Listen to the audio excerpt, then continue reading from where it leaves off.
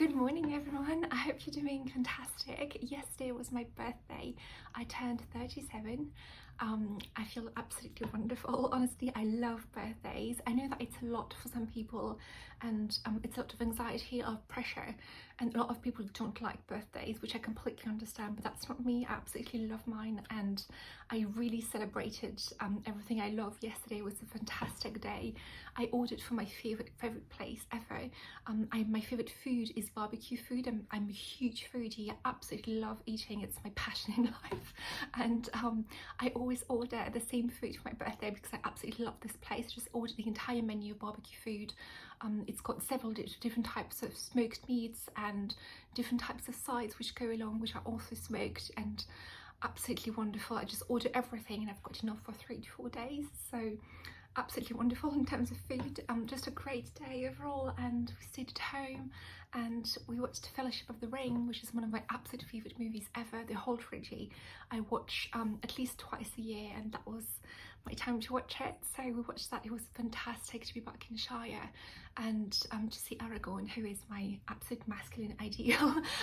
And just, yeah, it just made me sad though, because I watched this film for the first time, watched the entire trilogy when I was about 17, 18, and I swore back then that I would visit New Zealand, and I still haven't been, and I'm 37 now, so that was 20 years ago, which is a bit sad to think about. It's a huge budget. I want to do properly. I want to visit the entire country, and I want to do all of the filming locations, and it's a huge budget, and I've had different things going on in my life in 20 years, so my finances have had to go elsewhere, but it's been a dream of mine, honestly, for 20 years. I need to make that happen, and that was a good reminder that I need to make that happen soon. I need to make it a priority. Yeah, so moving on. I treated myself to a few things: new clothes, this is one actually, and new shoes as well, and new books. So this is going to be just a small haul. It's just one author, so but I just bought, yeah, you can see, but it's just one author that I focused on, and it's Agatha Christie, and she was on my list of authors to really focus on in 2025. So I made it a point of you know, setting myself up for success by buying the books that I wanted to read this year. So I read Agatha Christie. I read, I think, all of the Poirot, with I think a couple of exceptions, and plus I haven't read the short stories, but all of the Poirot novels for sure, a few years ago. And I read all of the Marple books a few years ago as well. When I say a few years, that was, I think, more than a decade ago now. So a lot of them are just complete blanks, and some of them I remember in more detail. I watched the TV shows with David Suchet and the Geraldine McKeown and Julia Mackenzie often, a few episodes, often practically every week. So I'm very familiar with the stories, but I'm not as, the novels are not fresh in mind right now. So I really wanted to focus on buying as many novels as I could this year and really reread them all in order of publication. So I'm starting with Poirot. And what I did, I talked about that in another video, but what I did is that I have limited space here, and I want to make the most of it. So I decided to focus on beautiful editions, but which are also compact and space friendly, which don't take much space. So what I decided is that I would collect the omnibuses editions, which came out, I think, about 15 years ago, just about, and I collected them all. There are 10 of them, so I'm going to introduce them to you so that you know that I have these books in my collection and that a reread of all of these books is coming. So each omnibus has got about 3 or 4 books each, and what I find fascinating is that they are grouped into themes. So I'm going to read them in order of publication, so jumping from book to book, but they are grouped, there are groupings of novels within a book. So I'm going to show you, and yeah, so let's go. Okay, the first one, I don't know if they came out, I don't know what order they came out in, but this is what I got. I bought them secondhand. I bought the best condition I could find at the price that I could afford. I like my books to be as pristine as possible. These are not as pristine as I would have hoped, but I'm just really happy to have them in my collection, and they actually look gorgeous in my collection, just back to back. So The Perfect Murders which has The Murder of Roger Ackroyd, Murder on the Orient Express, Murder in the Mews, and Hercule Poirot's Christmas. That's the first one. Perfect Murders, which I find fascinating actually, that it's called that. Let's see, I think I'm going to talk about all of the books that I read as I read them in my wrap-ups or something, or maybe do even specific reviews. But I would like to, it'd be interesting actually to go back to these collections and see if actually I think that they deserve the title that they've got, if I think that these are actually perfect murders. One of them is definitely one, well, two of them actually, and yeah, we're going to see at the end what I think. If you wanted to follow someone who has done a specific Agatha Christie project and she read everything and gave reviews, specific individual reviews to each of her books, and has a great channel and has a great analytical mind, and her videos are always super interesting, you have to follow books like Mara. She's absolutely fantastic, and she did a Poirot project a few years ago which has really inspired me. That was after I had read the entire Agatha Christie canon pretty much, well no, but Poirot and Marple, and I watched her videos, and she's so informative and she's so good, and she's a huge fan of Agatha Christie, but all of her videos just really dive deep into the themes of each book, and she gives her thoughts, but she's also again very analytical, and she really finds things and finds themes that I would never have found really, and she makes me want to go back to the books and see them in different way, in different light. She's wonderful, honestly. I'm going to link her channel down below, and I'm going to link her Project Poirot, and I think it was called Mission Marple, down below. They are both excellent, and she reviews every single book, so absolutely wonderful. So The Perfect Murders is the first collection I've got. Number 2, the French collection, Death in the Clouds, The Mystery of the Blue Train, and The Murder on the Links. They're really pretty. I think they're just really pretty. And again, on my shelves, they look absolutely, honestly gorgeous. So, super happy. Poirot in the Orient, Murder in Mesopotamia, Death on the Nile, and Appointment with Death. So happy. Poirot, The War Years, 1, 2, Back on My Shoe, 5 Little Pigs, and Taken at the Flood. Poirot, 4 Classic Cases, 3 Act Tragedy, Cyprus, Evil Under the Sun, and The Hollow. Then we've got The Complete Battles of Hastings. It's got 2 volumes. The first one, volume 1, The Mysterious Affair at Styles, The Murder on the Links, The Big Four, and Peril at N House.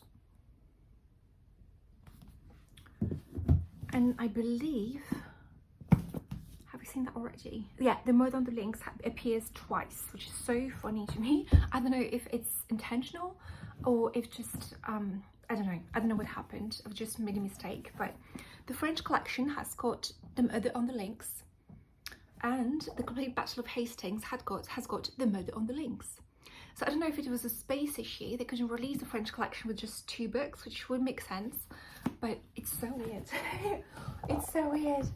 When I saw that, I kept thinking, well, is it a mistake? I don't know. Number 2 of The Complete Battle of Hastings is here, and it's got Lord Edgware Dies, The ABC Murders, The Dumb Witness, and Curtain, Poirot's Last Case.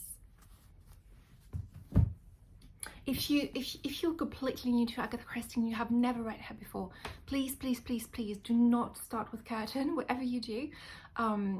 Again, Mara has got at least 2 videos in which she talks about Agatha Christie's reading order in her opinion, and she's fantastic, honestly. She gives you recommendations based on what it is you're looking for. So if you're looking for the quintessential Agatha Christie, this is what you should read. If you're looking for Agatha Christie in reading order, this is what you should start with, that sort of thing. She's really wonderful. So I'll link her videos down below where she gives you recommendations for starting points. Do not start with Curtain, whatever you do. And then we've going to Ariadne Oliver, the complete Ariadne Oliver Volume 1. Cards on the Table, Mrs. McGinty's Dead, Dead Man's Folly, and plus 2 short stories this one has got. I'm going to buy the short stories separately. I just collected the novels right now. And the complete Ariadne Oliver Volume 2. Third Girl, Halloween Party, Elephants Can Remember, and The Pale Horse. And finally, Poirot, The Post-War Years, After the Funeral, Hickory Dickory Dock, Cat Among the Pigeons, and The Clocks. I am so excited about rereading those. I've got one book which I've had for a couple of years in my collection in hardcover. It's a beautiful edition, and I've got it individually, and that's Murder on the Orient Express. I've got it in my omnibus editions, but I've also got it in hardcover. And this edition, actually, in hardcover, they released, HarperCollins released about, I would say, 6 or 7 books in this hardcover edition. And I would like to collect them all. I know they've got Marpole, they've got 450 from Paddington, and perhaps a couple of others as well, but I would like to collect them all. They're just so pretty on the shelves, and yeah, they're just really wonderful. But I'm just so happy that these fit on one shelf in my house, and they're absolutely, again, they're absolutely beautiful on the shelves. Stunning, stunning. So excited. So this is part 1. Part 2 is that at the moment I am currently preparing for my trip to England. So I'm going back to England in August, and I was there last year at Christmas time, so I wanted to change it up a bit. So I'm going back in August, and I've got a few things planned which are specific things which I would like to read about beforehand. So I don't know about you, but when I go somewhere, I love, when I do specific things somewhere, I love reading about it beforehand. I'm a huge history fan. I really love learning about history, and I love taking guided tours wherever I can. I'm not somebody who can just go to a museum and look at things and be satisfied. I love having someone tell a story to me. I love storytelling, and I love just learning about things. I love learning, and I love just being somewhere immersed. Just having somebody tell me something about something that I'm seeing or experiencing is just wonderful to me. And what I do is that I try to learn beforehand so that I can absorb more on the day. So I'm going to have a few tours organized in August, and I would like to read beforehand if I can, as much as possible, so I can really absorb things as I go when I'm actually there. So I've got a few things here, and I would like you, if you have read something which you really enjoyed, which talks about these topics, absolutely tell me, please, please, please. I'm looking for recommendations right now. I have a wish list of books that I need to buy and read, and articles that I need to read as well, that I would like to read, just to be prepared for those things, and to be more aware of what I'm seeing and what I'm listening to, as prepared as possible. Again, I love history, honestly. And yeah, so these are the topics I'm going to be focusing on this London trip. The East India Company, if you've got anything pertaining to the East India Company which you think I should read, which you have experienced yourself, you have read about, which you have read, absolutely, please tell me. I'm just, yeah, I'm preparing a wish list right now of things which I would like to read and experience beforehand. I haven't got that many weeks before my trip, so it needs to be something rather slim, I suppose, but straight to the point if possible. But East India Company, Oxford, I actually studied at Oxford for a year. So I studied at Oxford New College for a year as a student, as an exchange student, and I know Oxford, but I don't know Oxford. I mean, I've experienced it as a student when I was 19, but I don't know. I would like to know more about the history. I would like to know more, practical facts, as opposed to just experience, which of course is absolutely paramount, but I would like to know more history. So Oxford, Cambridge, definitely the other place, but we'll make do. I'm going to Cambridge for the first time. So excited. Buckingham Palace. specifically, well, yes, Buckingham Palace. Yes, Buckingham Palace as a whole. I'm not going to go into specifics here, but Buckingham Palace as a whole. If you've got anything, any book that I should read, I'm not going to say about the monarchy because that's too vast, I think. But yeah, Buckingham Palace as a whole, and anything which you think I would be interested in, going there and visiting for the first time the inside of Buckingham Palace. If you think that anything is, I try to go on the website for all of these things. Actually, I spend a lot of time on the websites trying to find reading material. So I read as many things as possible on the website, but I think a book, like a specific books, would be really, really great. So if you think there's anything out there that's about Buckingham Palace specifically, and about perhaps the monarchs who had the most impact on Buckingham Palace, or something about the monarchy but which focuses on it as a seat of power, I would love to read that, honestly. And Churchill. Vast subject again, but if you've got anything, if you have read anything on Churchill that you think is absolutely outstanding, please recommend it to me. I would love, love, love to read it too before my visit, before my trip. I know that his wife Clementine has got, she I think it was, I don't want to say Sonia Purcell, but I think it's Sonia Purcell. It's something Purcell, I'm pretty sure. Who's a historian, and she's a biographer, and she wrote a biography of Clementine, which I'm interested in. I don't know what to read specifically about Churchill. There's so much up there. Specifically, I would like to read about Churchill during World War II, and his time as Prime Minister during World War II. But anything is interesting, really. Anything you think I should be reading beforehand, please let me know. I would love to know, and I would love to learn more, honestly, beforehand. I think that when I went to the Charles Dickens Museum back in December, I tried to absorb as much as possible. I tried to spend as much time as possible in the museum and in each room, and I played the audio guide throughout, definitely.